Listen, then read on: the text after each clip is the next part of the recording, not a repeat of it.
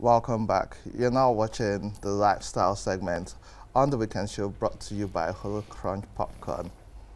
Crunchy, yummy goodness. So I have a guest co-host today, and ladies and gentlemen, meet Queen Rita. Good morning, Queen Rita. Good morning. How does it feel to be live on the weekend Feels show? great. Really great. Yeah, can't wait. Anyways, on the lifestyle segment today, we will be discussing increasing demand for youth involvement in governance. So now, in the bids to curtail gerontocracy that permeates the Nigerian political circle and the ineptitude of previous political leaders, Nigerians have demanded the inclusion of youth in politics, especially with the primaries set to happen within the next 1 month. What type of candidates are we looking to have contesting for positions in the next election? And joining us on this segment, we have our very own young person right here in the studio in this lifestyle segment, Mr. Abdulaziz Abubakar Kaka, a businessman and a politician. We also have another wonderful person. He is the MD CEO Sports Limited, SO Sports Limited. Yes. He is Engineer Lupa Anaka. Thank you for joining us this morning. Pleasure. So, welcome, young man, Abdulaziz and Lupe. I'll start with you, Lupe. Yeah. Interestingly, I've followed your involvement in politics for a while, and I know you've tried running before, and you're also running in the upcoming elections. Yes. What pushed you into politics, and what has the experience been so far, especially as a young person? Thank you very much. It's a pleasure being on the weekend show today. I've had a passion for leadership and service to the people, and in 2015, that was when I made my first outing to vie for the State House of Assembly. Unfortunately, I didn't even get beyond the primaries. In 2019, I vied again, and I was on the ballot then, and I didn't make it. And I've made a lot of strides in trying to show the people that we need a lot of young minds, young people, active people who can come in there and make a difference. And in the course of my campaign, I've been involved in doing projects in terms of reaching out to the people to show them that we don't only need to be in governance before we can do certain things. In my last campaign in my constituency, I fixed at least 13 boreholes. And you still didn't get the primaries ticket? No, I did. I got the primaries. Yeah. I was on the ballot, but I didn't win. So what challenges did you face? Basically, in 2019, I ran on the platform of the Young Progressive Party, YPP, and it was not a party so popular with the people. And you know, politics in the rural area, it has to do with how popular your party is there. The major parties we have in Nigeria today, the PDP and the APC, are deeply rooted, and in every nook and cranny of the villages there, they know these parties. So when you come with something new, you need a lot of sensitization and time for those political parties to be able to get deep into the people. I was popular, but I know that when they were counting votes, I was losing votes to some other parties that were centered around the Y-axis. So I lost a lot of votes there. Many people knew me because of what I had done, but they didn't know my party, so it affected. Interesting. Following the fact that you've gone through the process in itself, that I want to ask you a question. Do you think all of the challenges you faced so far as a young person vying for a position, do you think it has been very discouraging to the point where you do not want to continue? It is very discouraging. As a matter of fact, I said I wasn't going to run again this 2023. It was a late decision. My people had to come and say, you have to come and represent us. Because let me give you an instance. I said I fixed some boreholes in my constituency. Now, it wasn't the project I planned on embarking on, like the fixing of the boreholes. I went to one of the council wards for campaign, and before I got on to the podium to speak, I went to greet some of the elders, and they showed me one of the boreholes, and they said they had not had water to drink there for like 5 years. The borehole was had been faulty. And when they send their wives and their daughters to the stream, they are either raped or robbed, and it touched me. And while I was speaking, I asked, have they brought maybe a technician to come and like assess the borehole and get the cost? Let them check it out. If it is what I can fix now to prove to them that I have the interest at heart, I will do it. And if it is what I can't do now, probably when I get into office, I will make sure I do it. A couple of days later, I was called upon, and I think the cost they gave me was 68,000 naira. And I was like, okay, it's doable. So I called somebody to go and look at it. I think at the end of the day, it cost just about 28,000 naira to fix it. And that was how the message started spreading. Anywhere I go for campaign, they just show me a borehole. Yes. Some of the boreholes cost as little as 8,000 naira to fix. And these are boreholes that will get spoiled, and it will take 5 years, 3 years before it is even fixed. And now, what angered me was some of these boreholes were centrally located at close to the polling units. And on the day of elections, while they were waiting under the scorching sun to vote, that is where they were fetching water to drink. But the people were more interested in either the big parties or the 50 or 100 naira you give them. They say water is life. They neglected the person who had given them life. And you know, all these things, I was really angered. So let's bring Abdulaziz Kaka in, and welcome. You have been in active politics since 2011. How old were you? Why and what was the journey and reason? I know you were in the CPC since 2011. Tell us your story. Okay, good morning. Good morning. Okay, firstly, I am into party politics, not like my brother, because I believe if you are in the system that, let's see, if you are in the system that selects who gets to represent the party, do you have a chance to give the youth opportunity to actually showcase and then appear on the ballot. Like you said, I don't know why he couldn't get a ticket on YPP. You understand? So it's very, let's say, discouraging for the youths right now, because politics is very expensive, very, very expensive. And if you're not ready, if you don't have resources, it's discouraging. So that's why sometimes these leaders don't want to go. Okay, let me say these old cargoes rather. They don't want to go because they know that we are not ready to take over. The youth make about 70% of the population, youths and women. So if we should mobilize, okay, like I'm running for APC zonal youth leader of Northwest, and I've been running activities he mentioned, fixing boreholes. We've been running skill acquisition programs for women and youth. And if you sit down with these people on the grassroots, you know that they just need basic things. It's just basic skills to learn, maybe let's say how to make a soup and all those things to cater for, to have a source of income. And this don't cost much, but on the end of the day, when it comes to voting, when it comes to that ballot day, it's whoever is either in APC or PDP that they would go for. And then unfortunately again, what you bring, let's say, okay, they don't even know my brother fixed that borehole. They just know that it's YPP guy. Maybe he didn't mobilize, but had it been maybe he went with, let's say, 500 or 1,000, they must look for that YPP and vote. So we want to change that. We want to have a system whereby the youths play a role in determining who comes out, who represents a party. So that's why we went into the APC, we went into the race for the zonal youth leader, and we've been running activities starting from zonal voters registration awareness. The turnout is very, very low. We only rant on Twitter or Facebook, but are you engaged? You cannot make change from Twitter, you cannot make change from Facebook, you cannot be in your room while people are under the sun trying to vote, and then you just come after elections have been announced and you now start ranting for another 4 years. So you have to come on board. It's very expensive, you know, but you still have to come. Once we unite, my brother is from PDP, me I'm from APC, but we are from the same constituency because we are youths.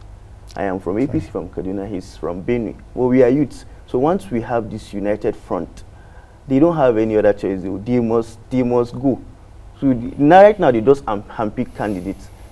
You see cases whereby they decide who becomes the youth leader, not giving the youths, let's say, the chance to select who their leader should be. I don't think they should, at this stage, no party should take the youth for granted, because we are more than ready now. We are more than ready. The involvement is getting very, very interesting. Almost everyone that I know now above 25 is interested to go for any office, because he knows that now we can pull that number, and then from little fundraising and what have you, we'll push it. So I'm telling you, by the next from 2020, you'll start seeing changes. 2027, I believe we're taking over National Assembly, inshallah, and then before you know, we'll start producing governors from 35 or 40. Okay.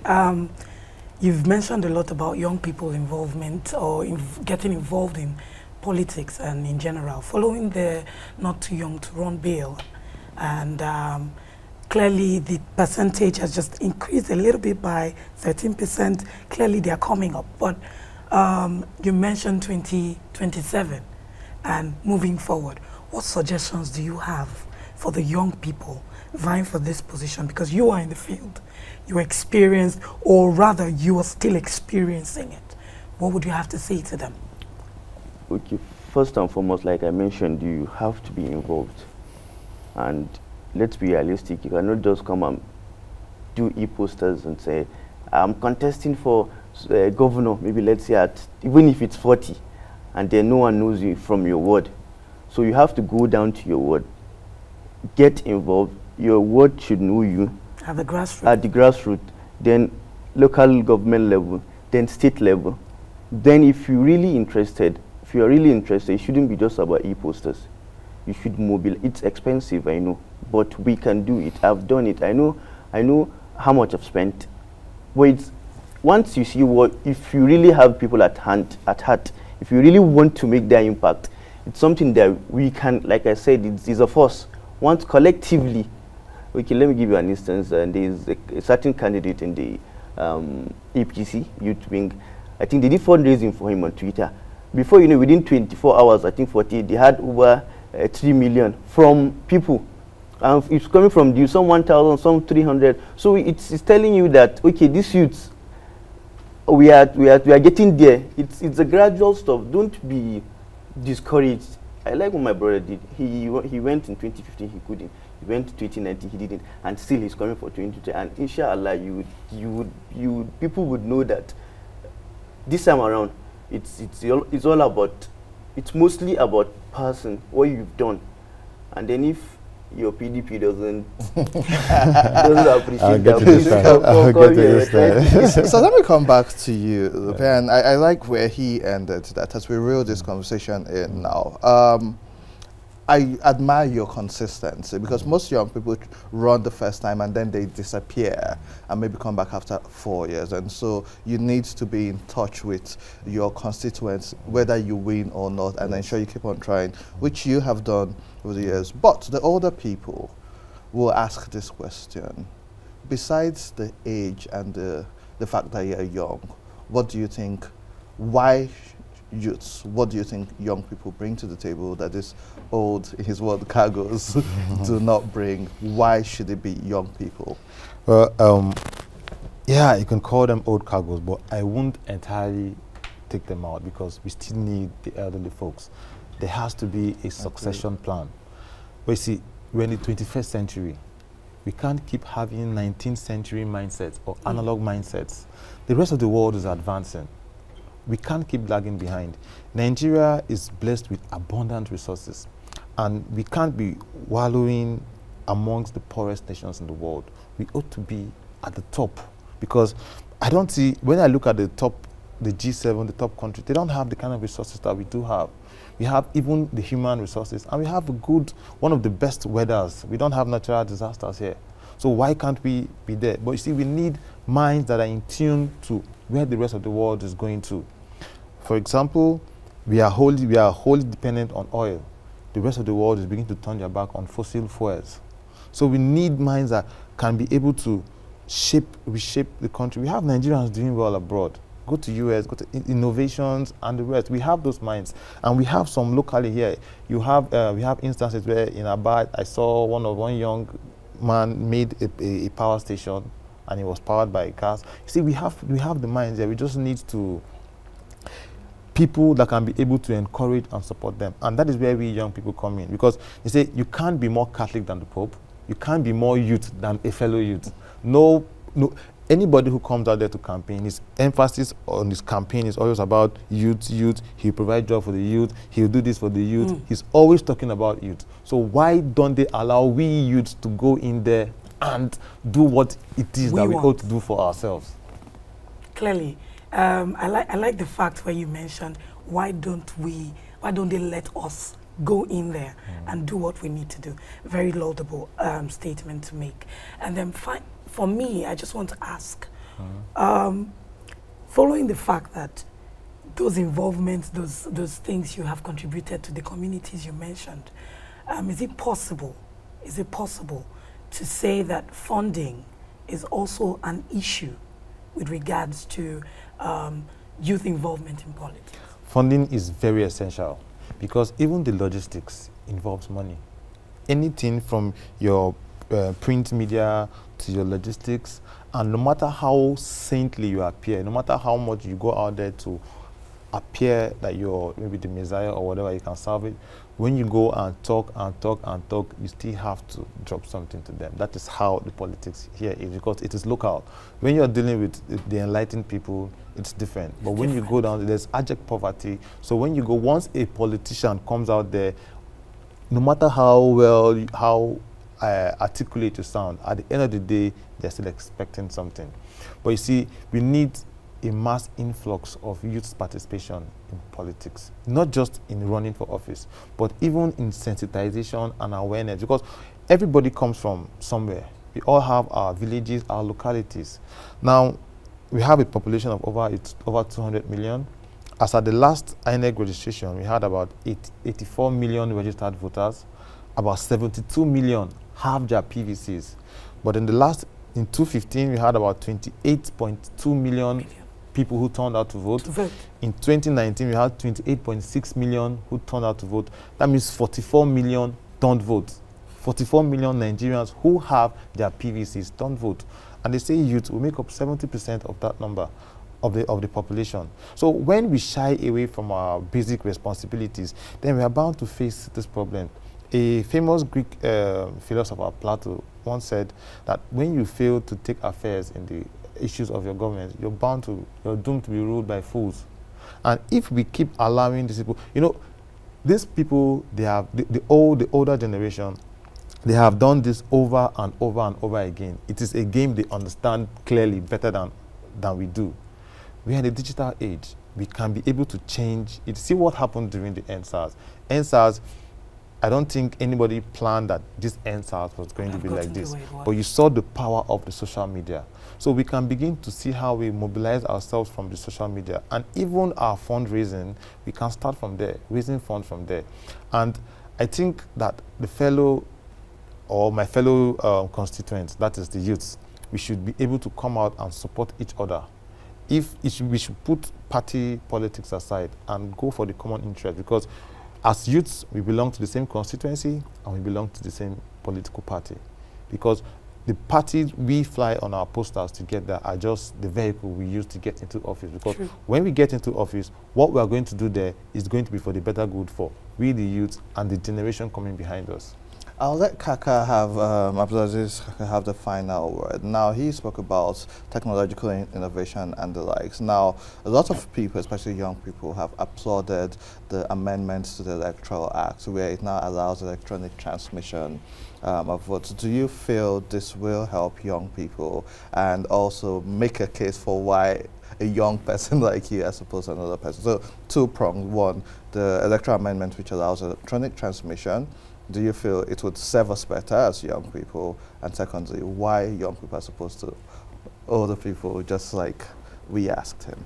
Like I said, if we're not involved, even if they will allow us to write the results, if the youths are not involved, we'll still not get it.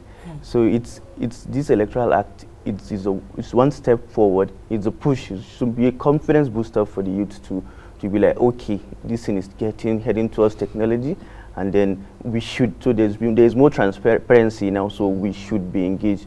Then secondly, sorry, like from Kaduna, where I come from, Mala Erufai has given youths opportunity to govern. In governance, you know, there's a difference between politics as a whole and then governance here. So he has given youths the likes of, I think, Hafiz Bayero. He was an SA. From there, he was promoted to an MD. And then he now he's commissioner stroke administrator of about 4 local governments. Why? Because he has been delivering. You get, so if you give youths opportunity, we would deliver. Unless you say he doesn't want to call the old cargo. Okay, unless our elders, unless they really want to give us, because we just need the opportunity. Because so aside from the opportunity given now, let's now mobilize and then start pushing our own people. Let us not wait for those little opportunities that will be handpicked, because you have to know someone that knows someone. You get, but once we are on the ballot and we make a stand that okay, this is our constituency, we want this guy, like you said, irrespective of party. If they should fly somebody that is 50 for youth leader, go for, and then someone that is 20, go for that person and make it straight, as long as he has capacity. Because I believe handpicking candidates is crippling our democracy. You should get people that have the capacity, people that have been engaged, people that know what it takes, and then people that have been, let's say, in the field, rather, even if it's a newbie, because in politics you learn every day, from phone calls, from the posters that he made, from everything. If some people just invite you to an event, before you know it's bill, irrespective of, as long as you're a politician. So we want to change that notion, but once the enlightened few or the enlightened ones come together and unite, I'm telling you, we're going to make a drastic change in this system. I think that's a good place to leave it. And like you said, with Kaduna State, I do applaud the fact that they've given young people the opportunity, and in some cases, people who aren't even from that state. And that's something which we encourage generally. But thank you, Lupe. Thank you, Abdulaziz. And to our viewers at home, that's the much we can take on the lifestyle segment of the weekend show today. But don't go away. We have a lot more on the show today. See you shortly.